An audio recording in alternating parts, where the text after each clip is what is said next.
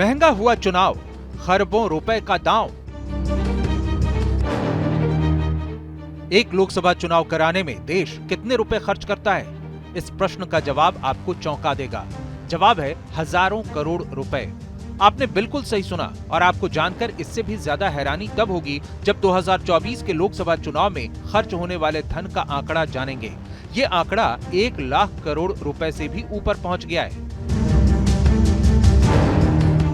ये कोई सर्वे नहीं है, बल्कि दावा है सेंटर फॉर मीडिया स्टडीज के प्रमुख एन भास्कर राव का, जिनके पास बीते 35 वर्षों से चुनाव के खर्च का पूरा लेखा जोखा रखा है।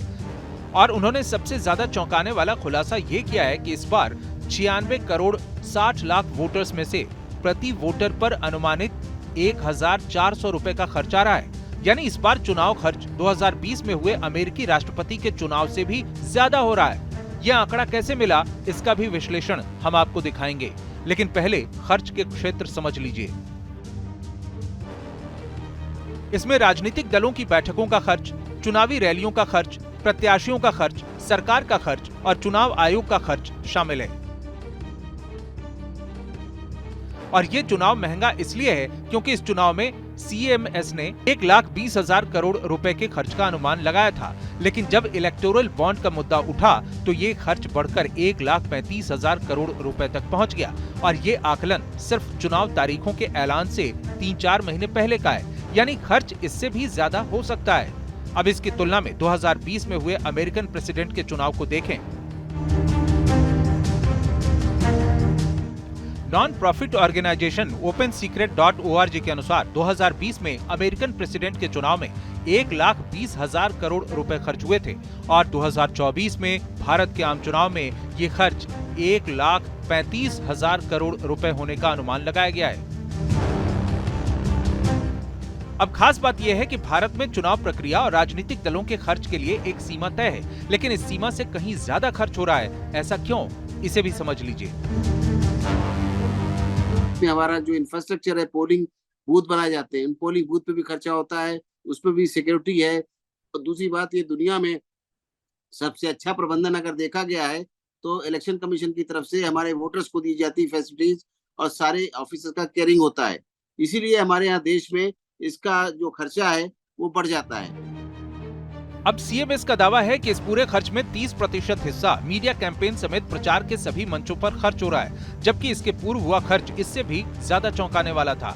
इसमें बताया गया है कि 2019 में हुए चुनाव के दौरान कुल 60,000 करोड़ रुपए खर्च किए गए थे, जिसमें बीजेपी का 45% हिस्सा था और इस बार के चुनाव में भी बीजेपी का शेयर बढ़ा है। अब प्रश्न ये है कि आखिर इतना खर्च होता क्यों है? इसके 6 कारण बताए गए हैं।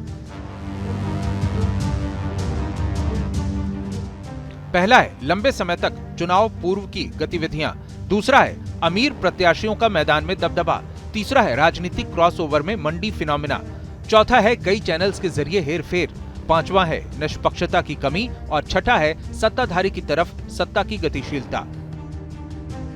दरअसल इन बिंदुओं को लेना इसलिए जरूरी है कि हाल ही में एसोसिएशन ऑफ डेमोक्रेटिक रिफॉर्म्स यानी एडीआर ने कहा था कि भारत में होने वाली पॉलिटिकल फंडिंग में ट्रांसपेरेंसी की कमी है, इसलिए खर्च लगातार बढ़ता जा रहा है। तो ये तो खर्चा सरकारी तौर पे जो दिया जाता है वो तो होता ही है। इसके अलावा भी उनके पर्सनल खर्चे होते हैं पार्टी वालों के, तो अब वो तो नहीं गिनाएंगे, लेकिन हाँ, जैसे उनको अपने वर्कर्स के ऊपर होता है और उनके वर्कर्स का खर्चा है, वो सब इस तरह से देखा जाए तो लमसम करके काफी ज्यादा खर्च हो जाता है, वो इसमें गिना नहीं जाता। इस खर्च के लिए सबसे ज्यादा जिम्मेदार एक पॉइंट और है, और वो है राजनीतिक दलों का कॉर्पोरेट्स ब्रांड्स जैसा बर्ताव, जो प्रचार के लिए अब प्रोफेशनल एजेंसीज हायर करते हैं ताकि उनकी बेहतर ब्रांडिंग हो सके। इनमें सबसे ज्यादा ध्यान अब डिजिटल कैंपेनिंग पर होता है ताकि पुराने वोटर्स प्रभावित हों और नए वोटर्स उनकी विचारधारा से जुड़ें।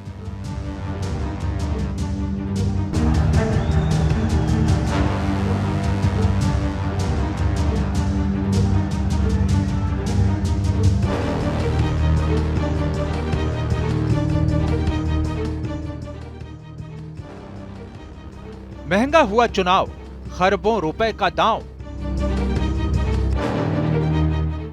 एक लोकसभा चुनाव कराने में देश कितने रुपए खर्च करता है? इस प्रश्न का जवाब आपको चौंका देगा। जवाब है हजारों करोड़ रुपए।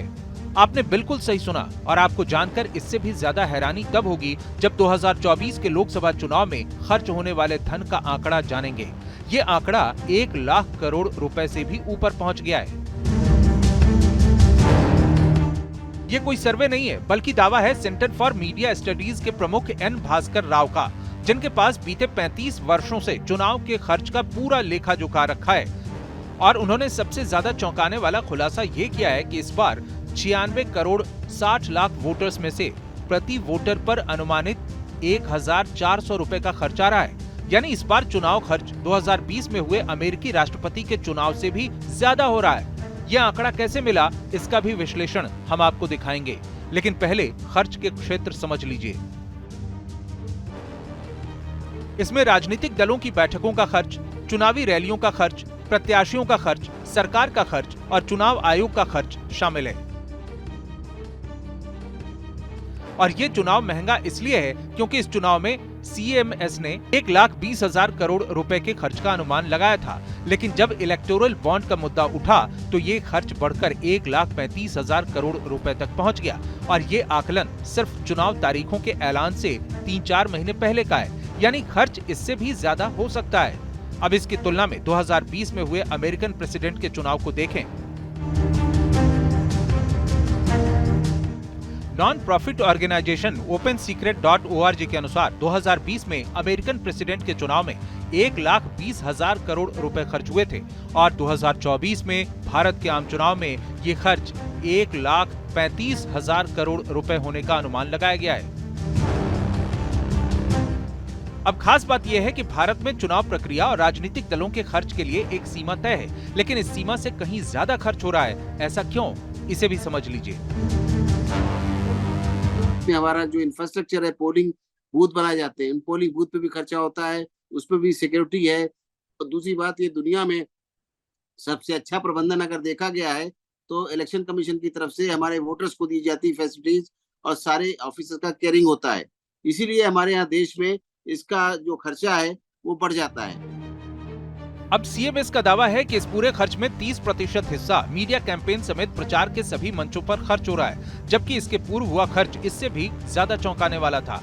इसमें बताया गया है कि 2019 में हुए चुनाव के दौरान कुल 60,000 करोड़ रुपए खर्च किए गए थे, जिसमें बीजेपी का 45% हिस्सा था और इस बार के चुनाव में भी बीजेपी का शेयर बढ़ा है। अब प्रश्न ये है कि आखिर इतना खर्च होता क्यों है?